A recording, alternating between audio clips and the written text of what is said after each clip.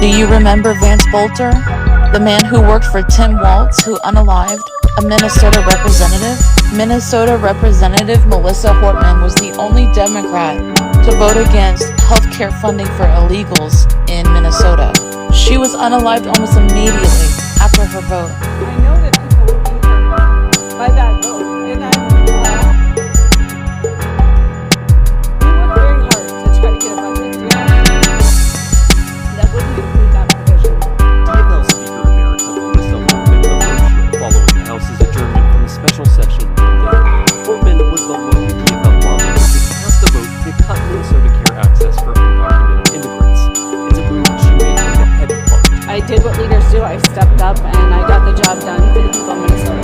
Very shortly after this, she was unalived in her home by Vance Bolter, who was later caught after a manhunt. He then sent a letter to the FBI and Kash Patel saying that it was Tim Walz who forced him to do it. Both Vance Bolter and his wife worked for Tim Walz for years in different states. Today, it's breaking news that the money laundering scam in Minnesota of billions of dollars for healthcare offices, child daycares, Medicaid, and various forms of care agencies. These money laundering frauds have been exposed, and it all comes back to Tim Walz.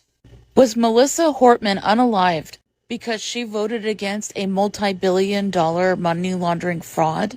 The fraud that she voted against that heavily implicated illegal aliens, specifically Somalians, who have been racketing this kind of child care, health care rackets and cooperating with our corrupt government. In Vance Bolter's letter, he said Tim Walz put him up to it because Tim Walz wanted a seat in the Senate. But maybe all it really was about was billions and billions of money laundering, a racket dependent on illegal immigration and compliance. I can't help think, though, of all the people who would be a little miffed and tell us that this was a big fuss would be Mark and Melissa, never seeking that limelight, but always being at the place where good was being done.